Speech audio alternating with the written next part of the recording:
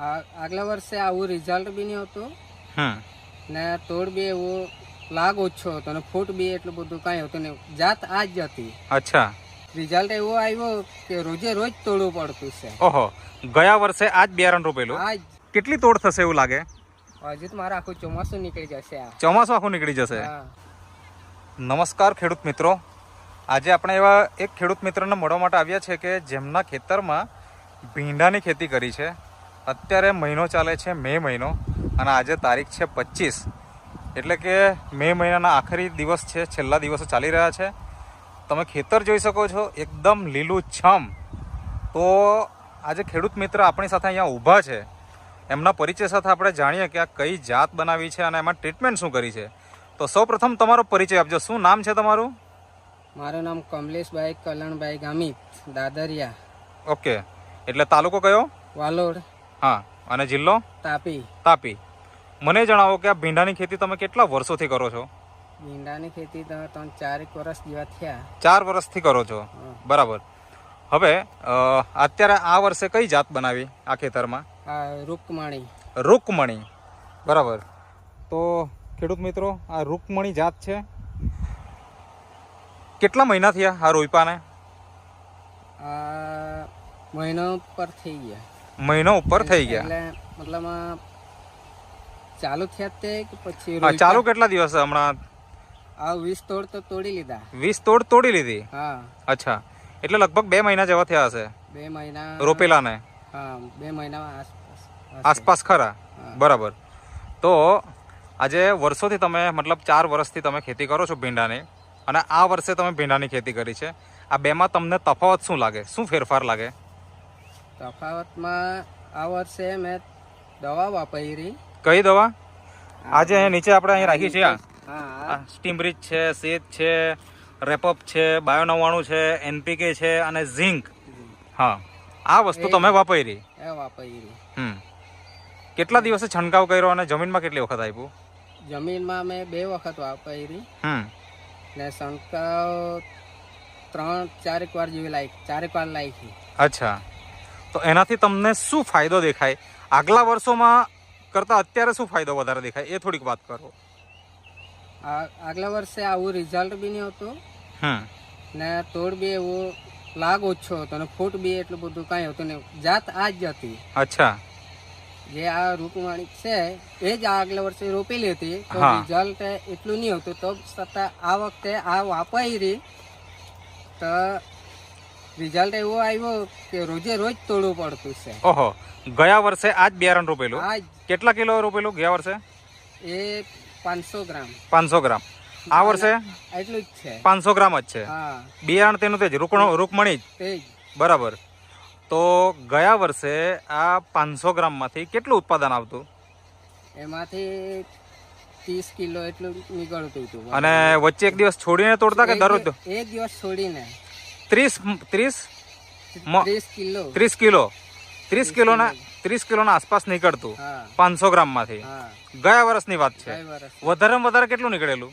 વધારેમાં વધારે ગયા વર્ષે નીકળતું 50 સુધી જેવું ગયું. 50 કિલો સુધી ગયું વધારેમાં વધારે, બરાબર ને? પણ એવરેજ પકડીએ તો 30-35 ની એટલું જ થતું, બરાબર ને? હવે આ વર્ષે એ જ બિયારણ છે, બરાબર. તમે આ જે નેટસફ કંપનીની જે પ્રોડક્ટ છે એમાં તમે 4 વખત છંટકાવ કર્યો અને જમીનમાં કેટલી વખત આપ્યું? 2 વખત. હવે આ જ્યારે કર્યું તો તમને તમારા ખેતરમાં, આ જે ભીંડાનું ખેતર છે એમાં તમને શું ફાયદો દેખાય છે? ફાયદામાં ઉત્પાદન વધારે મળ્યું. ગયા વર્ષે 500 ગ્રામમાંથી 30-35 એવરેજ થતું, તો આ વર્ષે કેટલું થયું? આ વર્ષે 70 કિલો ને 70 એવરેજ 100 સુધી ગયું. હજુ ચાલુ છે. હા, આજે 20 તોડ આપણી થઈ ગઈ. એમાં વધારેમાં વધારે તોડ કેટલાની થઈ? વધારેમાં વધારે 90-95 જેવો કિલો નીકળ્યા. 95 કિલો સુધી ગયું એક દિવસ જે સોયડું તો. કેવું એક દિવસ છોડીને તોડે તો 95 સુધી ગયું. 95 સુધી ગયું. પણ હવે તમે દરરોજ ના તોડો છો? અત્યારે દરરોજ ના તોડવું પડતું. તો દરરોજ ના તોડો તો કેટલું ઉત્પાદન આવે? એ 50 કિલો દરરોજ. એટલે આમ જોવા જાય તો એક દિવસ વચ્ચે છોડીને જો તોડીએ તો 100 કિલો થાય, બરાબર ને? એનો મતલબ એવો થયો કે ગયા વર્ષે આપણે વધારેમાં વધારે જે ઉત્પાદન આવેલું એટલું તો અત્યારે રોજ ના આવે છે, રોજના જ આવે. એટલે ઉત્પાદન ડબલ થઈ ગયું એમ કહેવાય ને. હા, ડબલ. બરાબર ને. ડબલ. તો શું તમે આ જ્યારે દવા વાપરવાની ચાલુ કરેલી નેટસફ કંપનીની ત્યારે તમને એવો વિશ્વાસ હતો ખરો કે ઉત્પાદન ડબલ આવશે એમ? એવું તો હવે રિઝલ્ટ હવે આવે કે નહીં આવે એવું પેલા લાગતું હતું. હા, પણ જયારે વાપર્યું છે, હિંમત કરી કે ચાલ જે થાય તે બહુ બહારની દવા બહુ વાપરી, તેવું રિઝલ્ટ નહીં મળ્યું ને ખર્ચો વધારે થતા હતા. બરાબર. આનો ખર્ચો કેટલો કર્યો?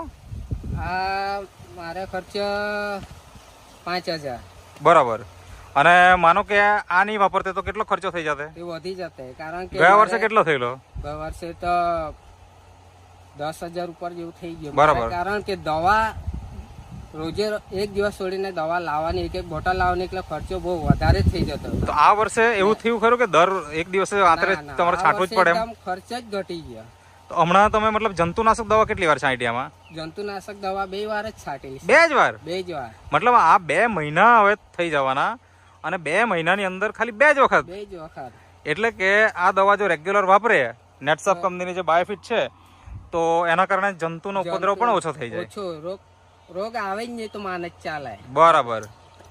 તો તમને ભીંડાના લાગમાં એક તો ફાયદો થયો ને ફૂટ બી જોરદાર આવે. અચ્છા, આપણે જોઈ શકીએ ખરા કે? બતાવો ને જરા ફૂટ બતાવો ને.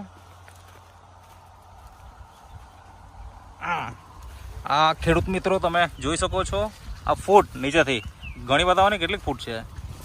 હા હા હા, 1 2 3 4 અને તમે ફૂટ જો જાડી જાડી ફૂટ. બરાબર ને. એનો મતલબ શું થઈ ગયો કે હવે આ જે ભીંડાનું ખેતર છે આપણે એક જ જગ્યાએ નહીં પણ આગળ જઈને બી બતાવ્યા.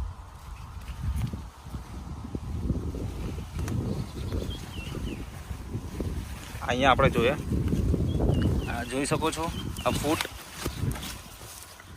નીચેથી ફૂટ ચાલુ થઈ ગઈ નીચેથી એકદમ જબરજસ્ત. બરાબર ને. છોડ એકદમ મજબૂત બને. છોડ મજબૂત અને ખેતર આમ જોવા જઈએ તો એકદમ લીલુંછમ. મે મહિનો ભરપૂર ગરમી અને તેવા વાતાવરણમાં પણ તમે જોઈ શકો છો કે ખેતર એકદમ લીલુંછમ છે. તો બીજા ખેડૂતોને તમારે શું કહેવું છે? આ વાપરવું જોઈએ કે નહીં? આ જ દવા વાપરવી જોઈએ. બરાબર છે. અત્યારે 20 તોડ થઈ ગઈ, હજી કેટલી તોડ થાય? દવા ભૂલી જ જવા જોઈએ. અચ્છા, કેટલી તોડ થશે એવું લાગે? હજુ તો મારે આખું ચોમાસું નીકળી જશે. ચોમાસું આખું નીકળી જશે. ચાલો પાછો સમય મળશે ને તો પાક્કો બીજો પણ વિડીયો લેશું જ્યારે છેલ્લે પતવાનો હશે ને ત્યારે.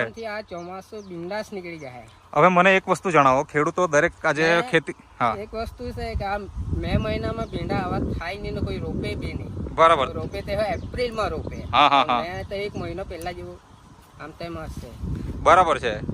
કહેવાનો મતલબ એવો છે કે જો દવાનો ઉપયોગ જો પ્રોપર કરો તો ઉત્પાદન પણ સારું મળે, ફૂટ પણ સારી મળે અને એના કારણે આપણને બીજું બજારમાં ભાવમાં કેવું છે? બજારમાં ભાવ સારું મળે, ક્વોલિટી સારી આવે. ક્વોલિટી સારી. અચ્છા, આજે તોડી નાખ્યા ભીંડા? આજે તોડી નાખ્યા. બરાબર.